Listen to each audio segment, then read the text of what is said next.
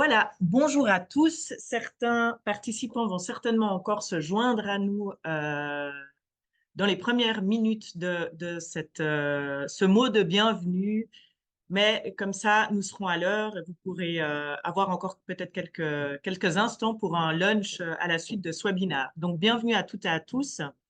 J'espère que vous êtes bien installés et nous sommes heureux de vous retrouver pour ce webinaire, ce premier webinaire de l'année 2024 qui est intitulé Parler en public, votre leadership peut vous aider, qui est organisé par l'Association des alumni HEC Voilà, Lausanne. maintenant j'entends. Voilà, c'est bon. Pardon. Je tiens à remercier nos partenaires principaux et surtout nos membres cotisants pour leur soutien qui rendent le travail de l'Association des alumni HEC Lausanne et ces rencontres comme ce webinaire possible. D'ailleurs, en cette fin de mois de février, je vous rappelle qu'il est encore temps de payer votre cotisation. Si cela n'avait pas encore été fait, nous vous en serons reconnaissants. Avant de passer à la conférence du jour, je profite aussi de cette occasion pour vous annoncer que l'année 2024, elle sera bien chargée. Donc, pour débuter l'année en beauté, évidemment, comme certains l'ont déjà vu, les clubs de Bâle, Genève et Data vous attendent pour des after-work et des after-work conférences. L'Assemblée générale aura lieu le mercredi 13 mars, qui, elle, sera suivie de la conférence de Monsieur Frédéric Borloo, conseiller d'État et chef du département de l'enseignement et de la formation professionnelle du canton de Vaud. Il y aura aussi des visites privées, par exemple la centrale électrique Jean Estier à Versoix et la maison de vente Piguet à Genève et leurs after networking. La soirée des alumni HEC qui aura lieu le vendredi 7 juin pour débuter l'été et durant laquelle une animation surprise sera prévue. Donc, vous pourrez, lors de cet événement, rejoindre d'autres alumni et vous remémorer les bons souvenirs. Évidemment, nous n'oublions pas non plus le trophée de golf annuel Christophe Pralon qui se tiendra le 27 septembre au golf de Beaumont. Et ça, c'est que pour en citer quelques-uns, évidemment, parce que notre écran d'ordinateur est trop petit. Donc, en plus des événements, vous l'avez certainement déjà vu, mais il y a notre nouveau magazine Alumzine qui retrace à travers le projet pionnier le passé, le présent et le futur de la faculté HEC. Et last but not least, évidemment, n'oubliez pas de vous promener un petit peu sur notre plateforme Alumni HEC sur laquelle vous trouverez toutes les informations concernant nos événements, le mentorat, les privilèges pour les membres, etc., etc. Pour en revenir à notre conférence du jour, donc pour les questions logistiques, la présentation de notre intervenant Louis Becker durera environ 40 minutes. Nous passerons ensuite aux questions que vous pouvez adresser directement via le chat Zoom à point d'interrogation modératrice alumni HEC Lausanne. Et c'est Séraphine, notre assistante étudiante, qui les lira à haute voix à la suite de la présentation de Louis. Merci également de rester en mode silencieux. Et pour terminer, je vous rappelle que cette conférence est enregistrée. Elle sera disponible d'ici environ 3 semaines sur notre chaîne YouTube. Voilà, les points logistiques étant réglés, on va passer aux choses sérieuses, surtout pour toi, Louis. Donc, Louis Becker, pour vous le présenter brièvement, il est fraîchement gradué de HEC Lausanne, car il a gradué en 2023. Puis, il a lancé Memoncia afin de répondre à une demande grandissante, celle d'apprendre à captiver son public et laisser une empreinte indélébile. Donc, depuis 5 ans, il joue un rôle clé pour sculpter des discours qui captivent et qui rallient et qui inspirent les audiences. Voilà, Louis, sur ce point-là, je vais te laisser la parole et bon webinaire à tous. Merci Candice, merci beaucoup. Bonjour à tous. Je suis ravi d'être devant vous aujourd'hui, car depuis quelques années, comme Candice l'a soulevé, la prise de parole est devenue une passion pour moi. Mais j'ai un aveu à vous faire, c'est que ça n'a pas toujours été le cas. Quand j'étais au lycée, j'ai vécu 3 années qui étaient très très compliquées pour moi, où j'ai dû, comme vous tous, parler devant la classe, faire des exposés, prendre la parole pour lire des passages de texte.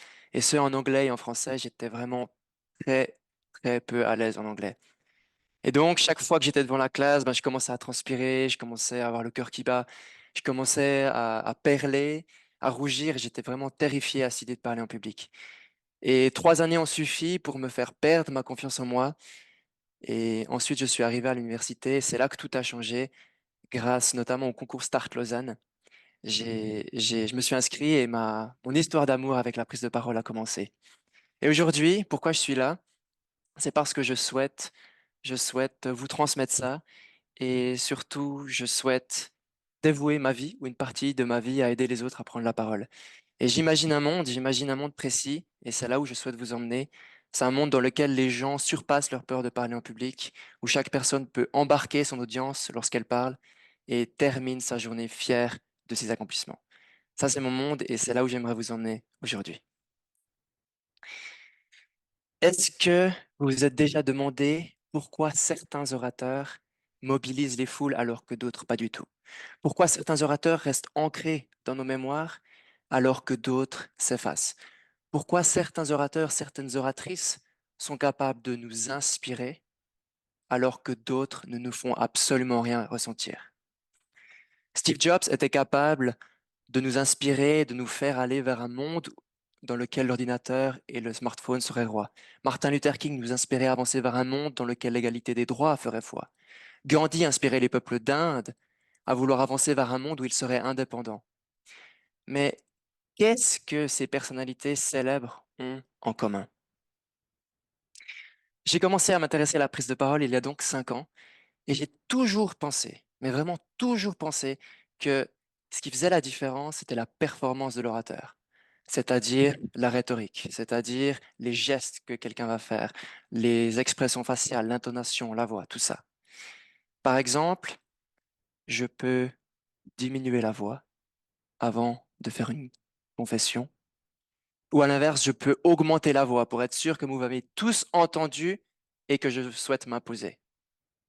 Ou alors, je peux ralentir le débit et mettre l'accent sur chacun de mes mots, ou même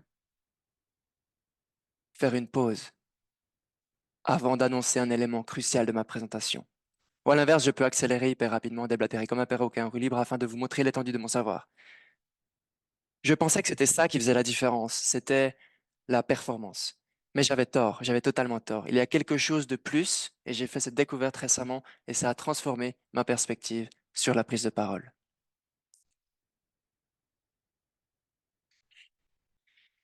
Les meilleurs orateurs et les meilleures oratrices endossent un rôle spécifique et c'est l'inverse de tous les autres. Ils endossent le rôle de leader et ce de A à Z dans chacune de leurs présentations. Au lieu de vous focaliser sur vous-même et sur votre performance, vous vous focalisez sur l'audience et vous la guidez. Je n'ai rien inventé, j'ai simplement conceptualisé, harmonisé et structuré le concept suivant. J'ai nommé la boussole de la parole. La boussole de la parole. Tout commence avec un M. Le M, c'est le M de la lettre moi. Le moi, c'est la partie du je. Donc, c'est mon histoire personnelle, c'est mon vécu, c'est mes expériences, c'est pourquoi je suis indispensable à ma présentation. Mais c'est aussi mes objectifs dans la vie, c'est la cause que je défends, la vision que je soutiens. Et surtout, lorsque je parle devant vous, c'est ce qui me valide en tant que leader. Et j'aimerais insister sur ce point parce que chaque personne est un leader et peut rallier les autres à sa cause. Chaque personne, que l'on soit étudiant, que l'on soit indépendant, entrepreneur, collaborateur, chef d'entreprise, ouvrier, peu importe, chaque personne a en lui, a en elle un leader et est capable de rallier les autres à sa cause. Et c'est ce que le M vous permet, c'est d'identifier pourquoi vous êtes le leader de votre prise de parole. Maintenant, le M, il sert à quoi? Il sert à rallier les autres. Parce que dans la vie, rien ne peut être fait seul. Aucun objectif ne peut être atteint seul, aucune vision ne peut être atteinte seule. On aura besoin des autres. Et ce qui a fait la force de l'homme au fur et à mesure de son évolution, c'est précisément la collaboration. Et donc, ça nous mène au deuxième point de la boussole qui est le N. Le N, c'est le nous, c'est le groupe. Ici, j'inclus les autres. Ici, je les inspire pour me rendre à ma destination. Parce que pour me rendre à ma destination, j'aurai besoin des autres. Ici, je donne le cap. je donne la destination grâce à mon vécu, grâce à mon M. Et j'inspire mon public à m'accompagner et je crée un mouvement. Le N, c'est donc le groupe, c'est le nombre de personnes qui ensemble nous permettent d'atteindre une cible. La cible, ça peut être vos objectifs, ça peut être la vision, ça peut être les objectifs de l'organisation, de l'entreprise, peu importe. Bien sûr qu'il y aura des gens à l'extérieur de cette boussole. Il y aura des gens qui ne veulent pas voir votre vision se réaliser. Il y a des gens qui ne sont pas du tout alignés avec la vision de votre entreprise. Il y a des gens qui ne sont pas alignés avec vos objectifs. Ceux-là resteront en dehors de la boussole. Mais à l'intérieur de la boussole, les gens sont soudés. Et ils avancent tel un seul homme dans une direction, celle qui est donnée par les aiguilles de la boussole de la parole. En résumé, la boussole, elle a deux parties, le N et le M. Le N, c'est le nous, c'est le groupe, et le M, c'est le moi. C'est ce qui me valide en tant que leader de ce groupe. Et chaque fois que je prends la parole en public, que ce soit devant une assemblée comme aujourd'hui de 50 personnes, de 500 personnes, ou de 5000 personnes, ou alors à l'inverse, je prends la parole devant mon équipe, que je sois chef, collaborateur ou employé, et on est 5, eh bien, il faut être capable de dire pourquoi je suis le leader de ma prise de parole, pourquoi je suis le leader de mes mots. Donc, le M et le N. Le N n'est rien sans le M et le M n'est rien sans le N. Pourquoi? Un capitaine n'est rien sans son équipage et un équipage n'est rien sans son capitaine. Ici, lorsque vous parlez, vous êtes le capitaine de votre prise de parole. Vous cherchez à embarquer les autres avec vous. Et mémorisez bien cela. Votre public ne passe pas à l'action parce que vous êtes captivant, il passe à l'action parce que vous êtes embarquant. Votre public ne passe pas à l'action parce que vous êtes captivant, il passe à l'action parce que vous êtes embarquant. Et lorsque vous faites cela, votre discours va créer un véritable impact.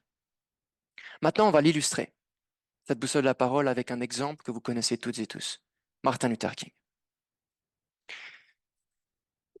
À 25 ans, Martin Luther King est devenu pasteur à Montgomery. Et à deux reprises, deux jeunes filles noires ont refusé de laisser leur place dans le bus. Et Martin Luther King faisait partie de la communauté afro-américaine qui se penchait sur l'affaire. Et c'est ça qui a commencé à forger son M. Ensuite, il y a eu le boycott général des bus de Montgomery qui a duré une année. Ça, c'est ce qui a commencé à forger le M de Martin Luther King. Tout le reste appartient à l'histoire.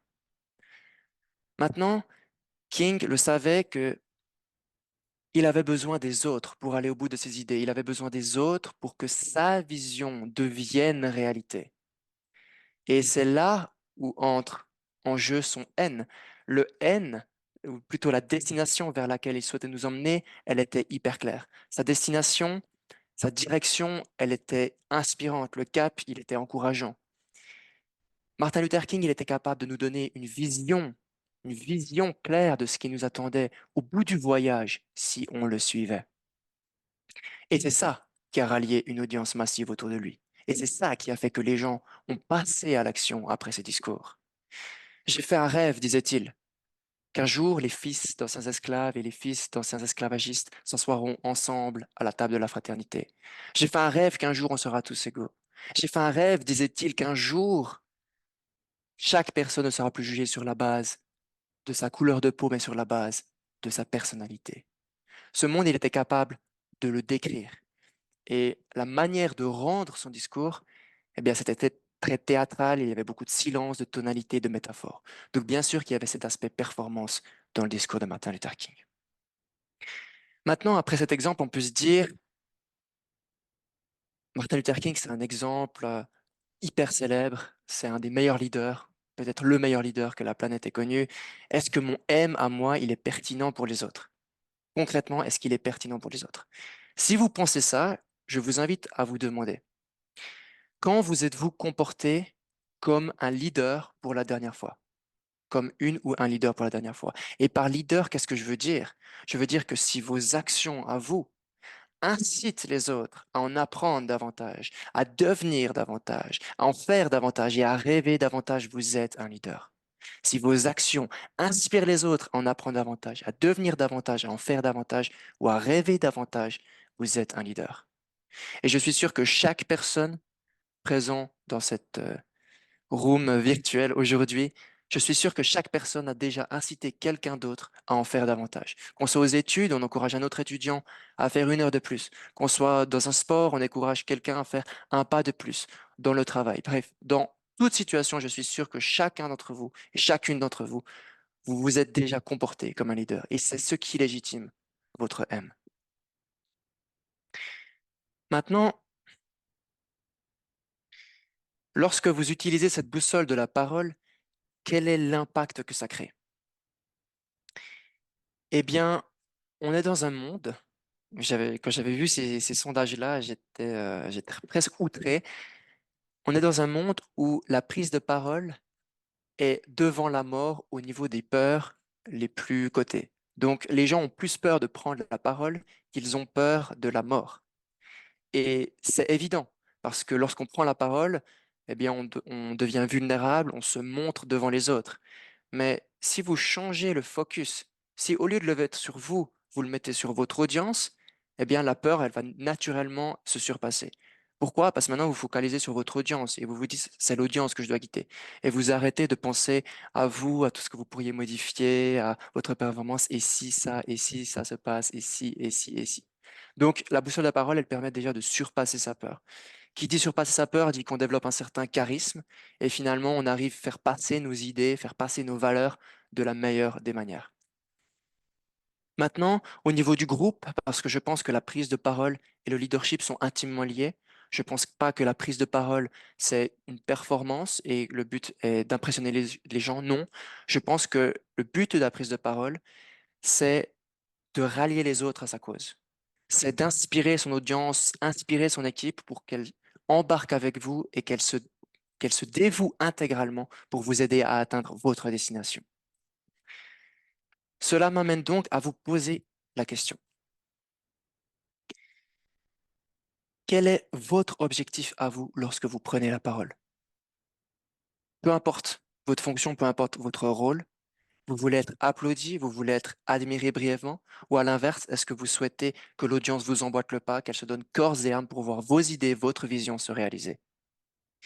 Rappelez-vous, votre public ne passe pas à l'action parce que vous êtes captivant, il passe à l'action parce que vous êtes embarquant. L'objectif n'est donc pas d'impressionner son audience, c'est de la rallier autour de vous.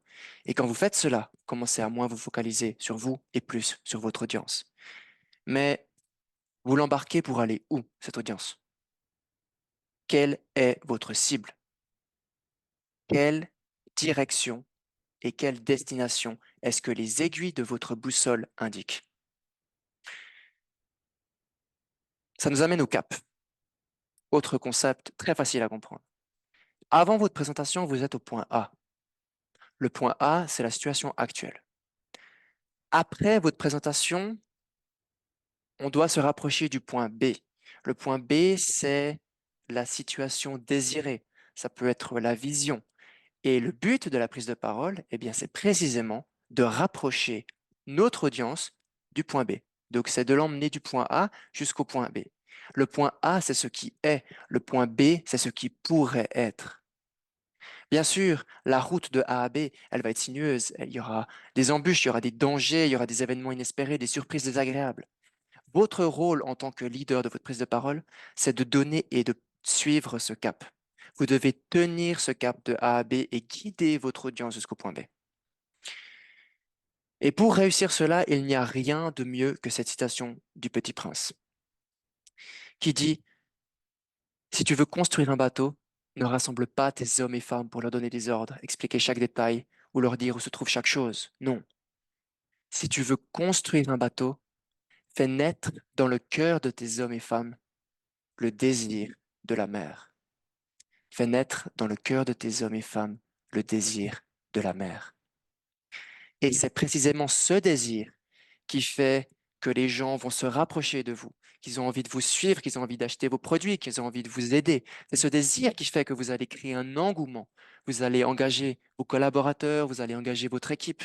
Et c'est ce désir qui crée simplement, je dirais, un contexte dans lequel les gens aiment leur travail et aiment ce qu'ils font.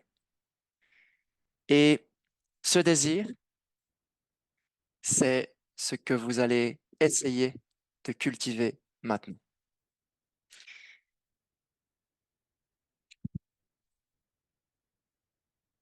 On va voir un exemple d'une présentation de 30 secondes. Pourquoi une présentation? Parce que je pense qu'avant de savoir présenter devant une audience sur un sujet spécifique, il faut savoir se présenter soi-même. Et donc là, j'ai mis un exemple qui s'appelle Lisa. Et Lisa, je vais vous donner exemple A sans boussole de la parole et exemple B avec boussole de la parole. Et ensuite, vous aurez 5 minutes pour me préparer une présentation de vous digne de ce nom qui nous donne envie d'embarquer avec vous. Bien, Lisa sans boussole de la parole. Bonjour, je m'appelle Lisa Moreni. Je suis née et j'ai grandi à Lausanne. J'ai étudié la psychologie à l'université, puis j'ai fait un master en toxicomanie et addiction. Depuis 20 ans, je travaille pour l'entreprise X où je suis chercheuse. Nous recherchons une solution contre l'addiction à l'alcool.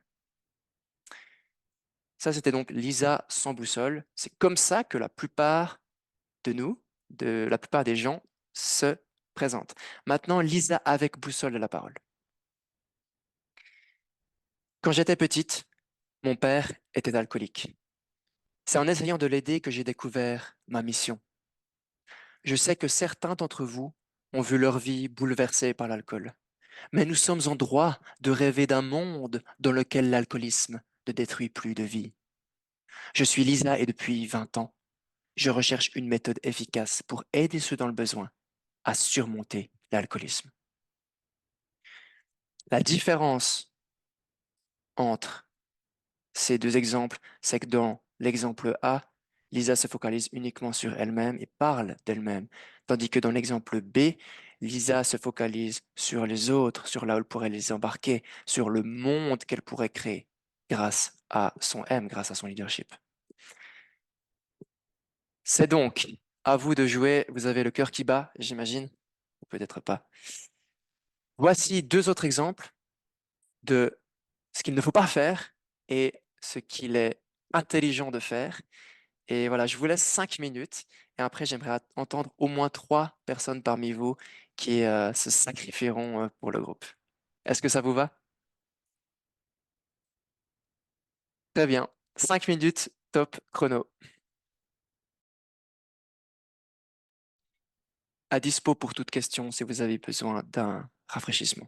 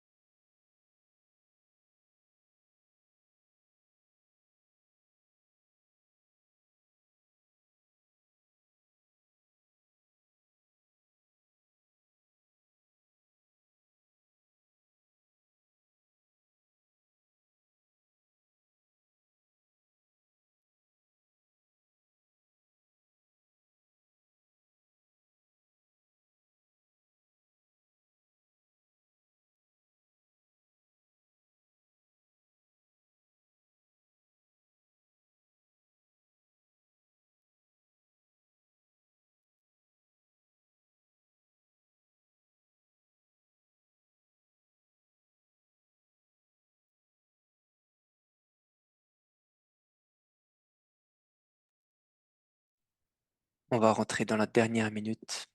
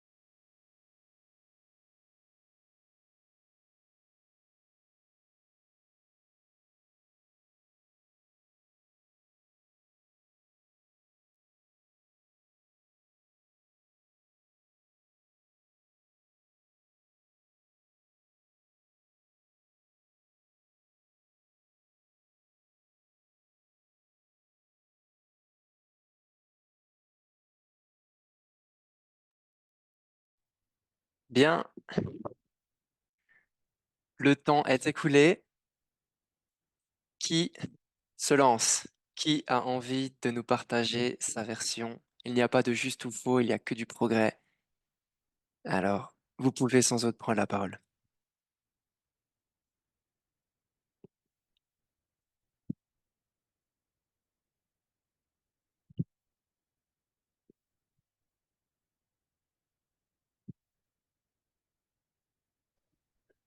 Bonjour, je vais prendre la parole du coup. Bonjour. Est-ce que vous avez peur du cancer? Est-ce que vous avez peur de souffrir? Est-ce que vous avez peur du risque de récidive d'une maladie oncologique? Je suis docteur Vermeil. Je peux vous soutenir et je suis à votre disposition pour répondre à vos questions. Je suis un spécialiste en radio-oncologie du coup. Très bien, excellent. Bon, c'était facile avec votre exemple. Merci. Il était assez proche. Mais merci de vous être porté volontaire. Qui enchaîne? Je veux bien essayer. Allez-y. Salut Louis. Alors, il y a un peu plus de 3 ans, j'ai retrouvé l'odorat que j'avais perdu pendant 20 ans. Et comment je l'avais perdu? Je ne savais pas à l'époque. J'ai tout essayé, l'acupuncture, docteur, faire percer mon nez. Mais plus intéressant, c'est comment je l'ai retrouvé et quelle joie immense ça a été de retrouver cet odorat, donc qui n'avait rien à voir avec le Covid, visiblement. Et cette transformation physique et même physiologique, psychique, ça m'a vraiment fait me transformer dans ma mission de vie. Et actuellement, j'aide les gens à explorer les possibles, à inspirer les autres et à transformer ce qu'ils font. Et j'ai une série qui s'appelle What If que je fais. Et je m'appelle Patricia et je suis une alumni 93. Très bien, merci Patricia. Ce qui me vient à l'esprit, ce que tu pourrais aussi penser sur ta présentation, c'est pourquoi l'odorat est intéressant pour nous. Enfin, pourquoi c'est quelque chose de vital et pourquoi ce serait catastrophique de le perdre, finalement. Mais Si tu veux créer un lien vraiment d'entrée avec ton audience, tu dois être capable de faire en sorte qu'ils s'imaginent que sans odorat, eh bien, il n'y a plus rien. Donc voilà, un petit peu de réflexion pour bien. Merci la pour ton future écoute. présentation. Merci à toi. Une ou un autre volontaire?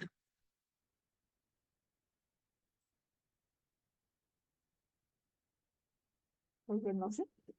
Allez, Alors que vous soyez une marchande de poissons à Bali, que vous vendiez du beurre de karité au Burkina Faso ou que vous soyez doctorant en microbiologie, je vais vous aider à ne jamais faire faillite. Je suis Nadine Reichenthal, je m'occupe d'entrepreneuriat et d'innovation depuis 20 ans. hmm, Excellent, merci beaucoup. Une suggestion, au début, je comprenais pas forcément là où vous vouliez en venir. Une fois que vous avez parlé des fights, là, j'ai très très bien compris. Est-ce que ce serait possible d'avoir une accroche qui nous emmène en fait directement vers ce monde où il n'y a plus de fight? Un peu de nourriture pour la réflexion.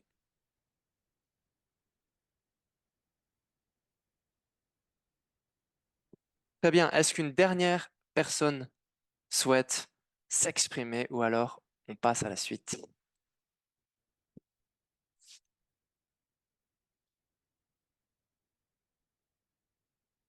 Très bien.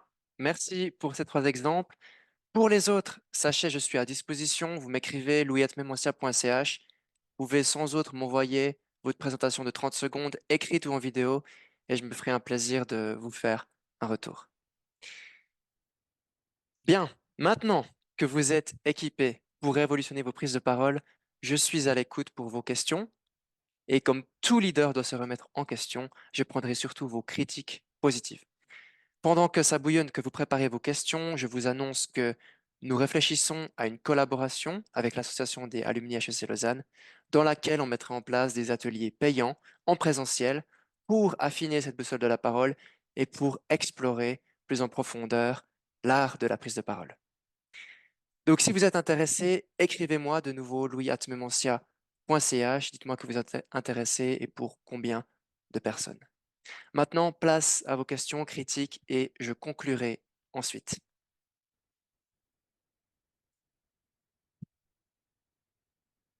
Bonjour, hi Bonjour. Louis. J'ai une question, salut. Je m'appelle Anna, Louis me connaît bien. Salut. On a étudié ensemble dans le master. Et comme Louis, il sait, je travaille chez Plated. On produit de la nourriture végane. Et du coup, pendant que je préparais mon speech, je me suis rendu compte, ou je me suis posé la question, normalement, mon audience, c'est justement des gens qui soutiennent pas forcément cette mission de manger moins de viande.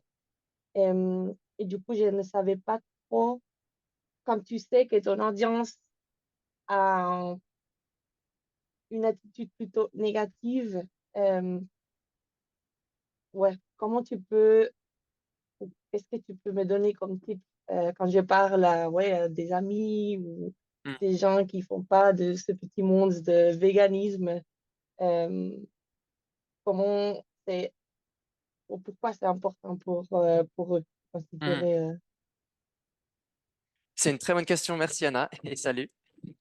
ça. Donc, c'est un très bon point que tu soulèves parce que c'est, je pense, l'un des problèmes majeurs dans les prises de parole, c'est que les gens essayent de convaincre et de persuader. Donc, ils essayent de faire passer du point A au point B en partant du point A. Sauf que ce qu'on a vu, Martin Luther King, lui, il partait du point B. Donc, il était capable de dire, il était capable de décrire le monde qu'on allait trouver au point B. Donc, ce que je t'invite à faire, c'est simplement te projeter dans le futur. Donc là, on parle de vision, enfin, Simon Sinek, tu connais tout ça. Tu te projettes dans le futur et tu te dis, quand Planted dominera le monde ou quand la vaste majorité des gens seront passés au véganisme, qu'est-ce que ça va apporter à l'humain? Donc, lorsque on aura atteint ce cap, qu'est-ce que, qu'est-ce qu'il y aura comme avantage? Qu'est-ce qu'il y aura comme opportunité et en quoi le monde sera mieux? Et en fait, ta Mhm, prise de parole ensuite, tu, tu ne l'approches plus en te disant, je vais convaincre cette personne, je vais essayer de la persuader, je vais essayer de la pousser au véganisme. Non, tu te positionnes depuis ton point B, donc depuis ce monde que tu es en train de créer et qui existe déjà, mais dans quelques années, et tu fais en sorte que la personne puisse s'imaginer concrètement le monde que tu souhaites créer. Et pour créer ce monde, eh bien, enfin, un exercice très facile, c'est simplement de prendre une feuille de papier et de dessiner comment sera ce monde lorsque Planted aura eu l'impact qu'il souhaite.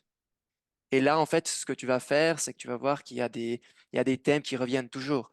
Il y a des thèmes comme par exemple la paix. Tout le monde veut la paix, dans le sens que personne veut la guerre.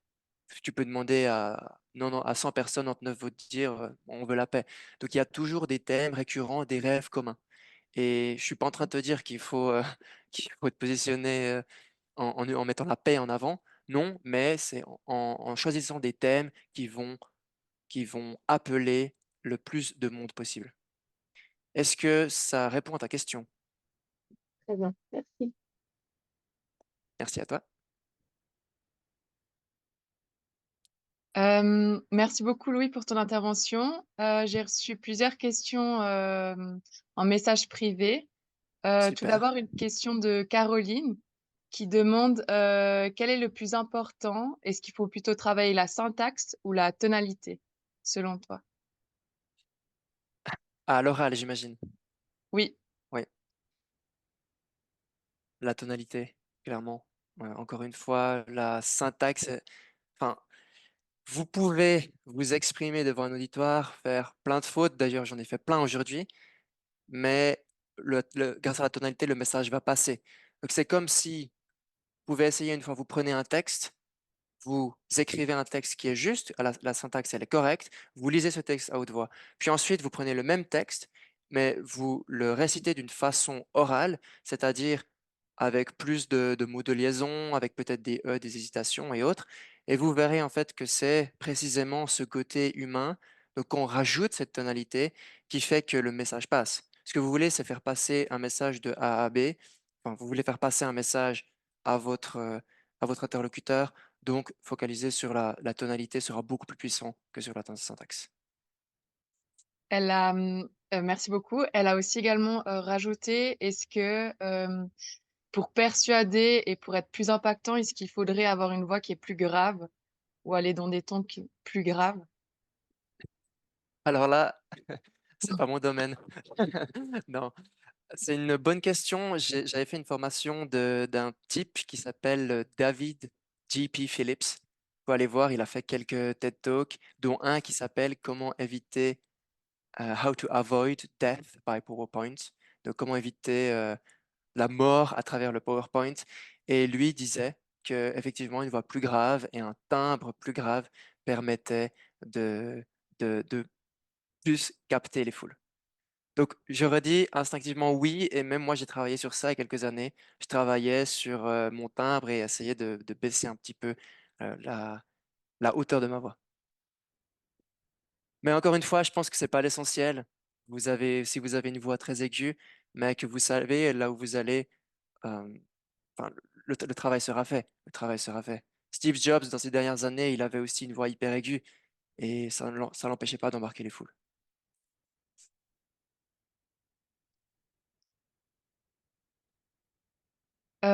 Ensuite, une autre auditrice m'a demandé si tu pouvais partager des tips et des tricks sur contre le trac lors de la prise de parole.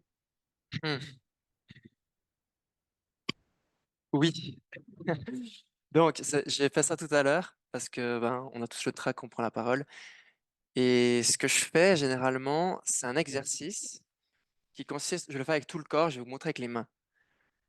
Donc, vous serrez les mains le plus fort possible, vous serrez tout votre corps le plus fort possible, et ensuite vous étendez, donc vous dépliez complètement, et comme si vous vouliez aller chercher la lune, et ensuite vous secouez. Et en fait, vous faites ça avec tout le corps. Ça, c'est un type ce que je fais. Donc, je squeeze, je me mets en boule hyper fort, je détends et je secoue. Et je fais ça avec tout le corps. Et après, il y en a un autre que je fais aussi simplement, c'est, on peut faire un peu d'exercice physique parce que ça augmente, enfin, le sang circule plus vite. Vous pouvez vous mettre par terre, faire quelques pompes ou faire quelques abdos. Juste un truc qui fait démarrer le corps. Et ça, c'est le deuxième. Et le troisième exercice que je fais très souvent, c'est simplement, je vais en fait lever mon bras. Ici, je vais le tendre 10 fois. Ensuite, je vais faire la même chose avec l'autre bras, jambe droite, jambe gauche. Et ensuite, je passe à 8. Donc, je fais 8 répétitions comme ça, 8 répétitions comme ça, 8 répétitions jambe droite, jambe gauche, 6, 4, 2. Et après, là, le track, il est descendu. Donc voilà, je dirais pour combattre le trac, déjà rappelez-vous, vous parlez pas pour vous, vous parlez pour votre public. Et en fait, quand vous avez compris ça, vous allez oublier votre personne. Et vous allez commencer à vous concentrer sur l'audience. Et pour moi, c'est le meilleur conseil que je puisse vous donner.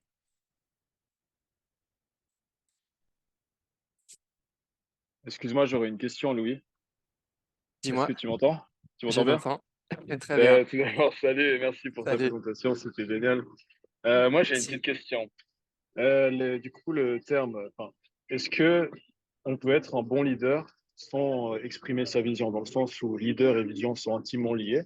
Maintenant, si j'ai envie de faire passer un message à une foule, si j'exprime pas ma vision, à quel point c'est grave, ou est-ce qu'on peut être un bon leader, ou est-ce que c'est impossible d'être un bon leader si tu n'exprimes pas ta vision? Est-ce que Hmm. tu comprends ma question? Si tu arrives à donner peut-être un poids, s'il y a une équation, admettons, qui est égale à 1, quel poids tu mettrais au fait d'exprimer sa vision, de la partager, de la transmettre à ton public? Hmm. Très, très bonne question. Merci. Je pense que non, c'est pas rédhibitoire parce que tu n'as pas besoin d'avoir une vision pour le monde. Tu peux avoir une vision pour ton équipe, tu peux avoir une vision pour ton département, tu peux avoir une vision pour ton couple. Ce que je veux dire, c'est que par le mot vision, c'est simplement une projection qu'on fait dans le futur. Et Mm. on se dit, ben, on va travailler ensemble. Pourquoi? Parce que notre objectif, c'est de créer des liens comme si on était une famille. Ouais, ça peut être ça, la vision d'entreprise, on est quatre. Et nous, ce qu'on veut, ben, voilà, c'est créer un esprit d'équipe où les gens s'aident, où les gens s'entraident, où les gens se défendent les uns des autres et, et où les gens construisent ensemble. Ça peut être une vision. Donc, je dirais non, tu n'as pas besoin Mhm. d'exprimer cette vision. Par contre, tu dois obligatoirement exprimer où tu vas. Dans le sens que, Exactement. imagine vraiment, tu es au port là, de Biarritz en France, Mm. tu as un gros bateau, tu as un capitaine, tu veux recruter un équipage. C'est ça la prise de parole. Et ton équipage, il va seulement embarquer avec toi s'il sait où tu vas. Si tu lui dis qu'au bout du voyage, il y aura, je sais pas, l'Amérique latine, il y aura peut-être des trésors, il y aura la découverte de certains pays, il y aura, voilà, il doit y avoir quelque chose. Tu peux pas simplement dire, bon, venez avec moi, on va faire un tour et, et qu'on rit, qu'on rit ensemble. Donc, effectivement, le leadership, c'est cette capacité à se projeter dans l'avenir. Et ensuite, les gens vont décider si oui ou non, ton cap il est intéressant, ta destination elle est intéressante, si oui, j'embarque avec toi. Et là, quand j'embarque avec toi, je vais faire tout ce que je peux pour t'aider à atteindre cette destination parce qu'elle sera devenue ma destination. Génial. Merci beaucoup. Ouais, une direction, c'est exactement ce que je pensais. Super. Merci à toi. Merci beaucoup. Plaisir. Ensuite, Florence a posé une question sur le chat. Je ne sais pas si tu l'as lu. Elle dit, si nous ne sommes pas convaincus du focus, mais on veut y aller malgré tout, peut-on aussi bien embarquer son audience? Qu'est-ce que vous entendez par focus? Est-ce que c'est possible d'avoir une clarification à ce niveau-là?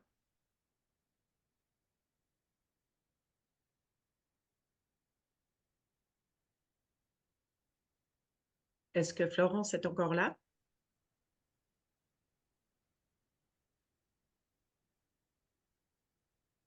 Hmm. Je pense que... ok, ouais, c'est ce que je faisais. Merci. Oui, oui. Pourquoi? Parce que les gens, ils vont pas embarquer avec vous parce qu'ils sont certains de là où on va. Ils vont embarquer avec vous parce qu'ils ont envie de se donner une chance de réaliser ce monde vers lequel on va. Donc, ça aussi, c'est quelque chose qui est important de comprendre en matière de leadership. Et souvent, j'ai un super exemple qui me vient en tête, c'était Elon Musk en 2008, il me semble, où il avait lancé sa troisième fusée et qu'elle avait explosé en cours de route. Et là, c'était la déception totale et il n'y avait plus aucun espoir. Mais il a dit, écoutez, on a quand même fait du travail, on a fait beaucoup de progrès et j'aimerais vous dire, j'aimerais remercier chaque personne parmi vous. J'aimerais vous dire une chose, que c'est que moi, je n'abandonnerai jamais, jamais. Et ça veut dire quoi? Pourquoi je dis ça? C'est parce que on peut avoir un cap, on peut avoir un cap qui n'est pas sûr, on peut avoir un cap qui est très compliqué à avoir, et c'est justement ça. C'est justement ça, toute la trempe du leader, c'est de dire, le point B, il est hyper loin. Le point B, ça va être dur, mais si on se serre les coudes, si on le fait ensemble, on va y arriver. Est-ce que ça répond à la question?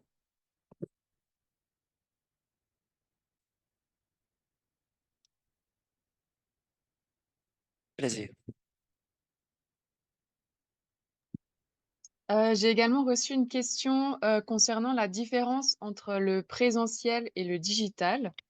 Selon toi, quelles sont les variables importantes à prendre en compte pour toujours avoir un impact sur notre audience, par exemple en Zoom versus en présentiel? Est-ce qu'il y a des Mhm. changements? Est-ce qu'il y a des différences? Mhm. Très bonne question, plus les aspects spécifiques. Oui, en Zoom, ce que vous aurez à votre avantage, ce sera la voix, dans le sens que ça sert à rien que je fasse des énormes gestes, ça sert à rien que je me déplace sur ma chaise.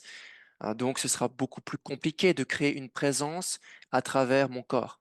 Ce que je dois faire, c'est donc me focaliser sur ma voix, capable de faire des inflexions, être capable de faire varier les intonations, de faire des pauses. Ça, c'est la première différence. La deuxième différence majeure, je dirais que souvent les gens se réfugient derrière des slides, et encore plus en Zoom, parce qu'on n'a pas besoin d'être sur la scène, donc on se tape pas l'air con à lire nos slides. Et évitez ça. Si vous voulez mettre des slides, ça doit venir complémenter votre présentation. Donc, par exemple, des dessins, des images, ça, c'est impossible à décrire.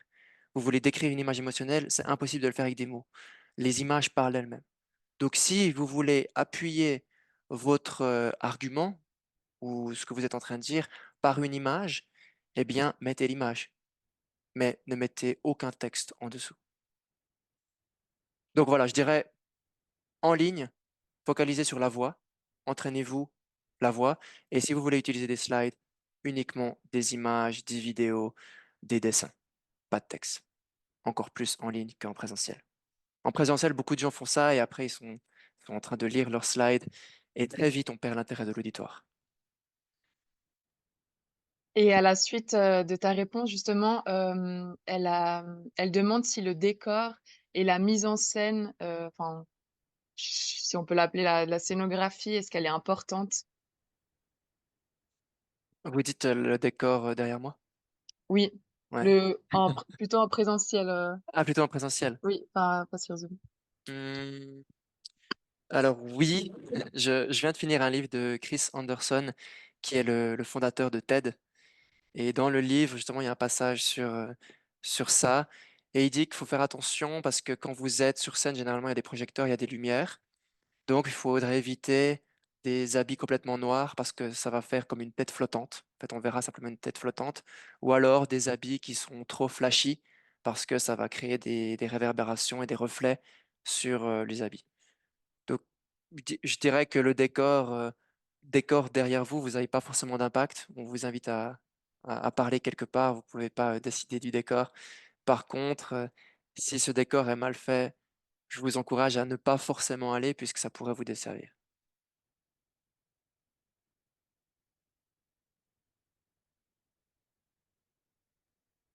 Merci. Je pense qu'on va prendre encore une dernière question. Je vois que il y en a une qui a été posée sur le chat.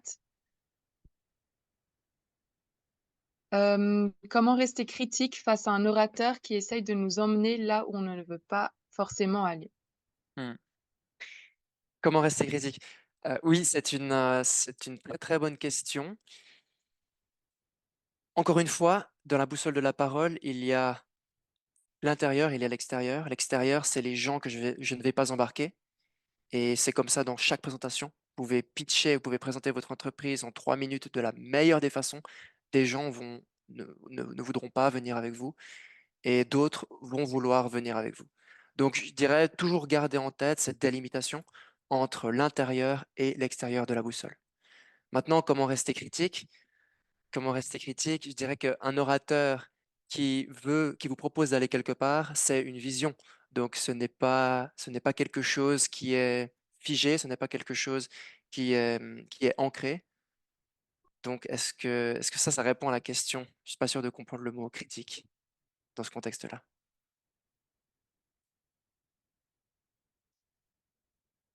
Je pense que c'était plus un gourou qui te brainwash. Comment tu fais Ah pour... ouais, Enfin, c'est ce que je comprends, moi, de la question. ok, ouais, je vois. Alors, je pense que ça va se faire naturellement, dans le sens que si vous êtes embarqué, si la personne vous a vraiment touché au cœur et que vous voulez voir cette vision se réaliser, vous allez vous rapprocher d'elle.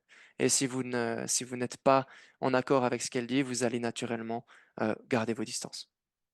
Donc je pense que cette notion de critique, la délimitation se fait quand le leader donne le cap et il dit c'est là où nous allons. Ensuite, les gens choisissent moi je veux aller, moi je veux pas aller. Et ceux qui ne souhaitent pas aller, eh bien, restent de côté et trouvent, je l'espère, un autre cap. Merci beaucoup, Louis. J'ai la chance de pouvoir conclure. Je sais qu'on pourrait encore passer un bon moment avec toutes ces questions. Mais merci, Louis. Maintenant, on sait que tu as fait des pompes et du stretching avant. Il y avait en effet pas beaucoup de mots sur tes slides. Donc, en effet, tu fais ce que tu dis. Donc, merci beaucoup. Franchement, je crois que c'était très intéressant. N'hésitez pas à contacter Louis directement. Et nous, on verra aussi comment on peut poursuivre de notre côté. J'aimerais remercier en particulier Candice qui a fait toute l'organisation et Séraphine qui a été notre modératrice. Séraphine, bravo, c'est la première fois qu'elle fait ça. C'est une étudiante ici en master, donc merci beaucoup. Et puis, je vais un petit peu conclure en disant, en fait, que sommes-nous sans un réseau riche nous permettant d'échanger, d'apprendre et d'évoluer? Donc, voilà pourquoi je crois en l'association des alumni HEC Lausanne qui existe pour les alumni, mais aussi grâce aux alumni. Donc, permettez-nous de continuer à vous offrir ce genre de webinaires, les conférences, les visites d'entreprise en payant votre cotisation. Donc, sur ce, merci beaucoup. Merci à tous. L'enregistrement sera en ligne dans à peu près 3 semaines. Ce sera évidemment, on informera sur les réseaux quand ce sera en ligne pour qu'un plus grand nombre puisse aussi prendre part. Donc, je vous remercie à tous. Je vous souhaite une bonne fin de journée et n'oubliez pas, le 13 mars, Assemblée générale, suivie d'une conférence de Frédéric Borloo, conseiller d'État, entre autres responsable de l'éducation et de la formation. Donc, merci à tous et excellente journée. Merci à toutes et à tous. Merci. Au revoir. beaucoup.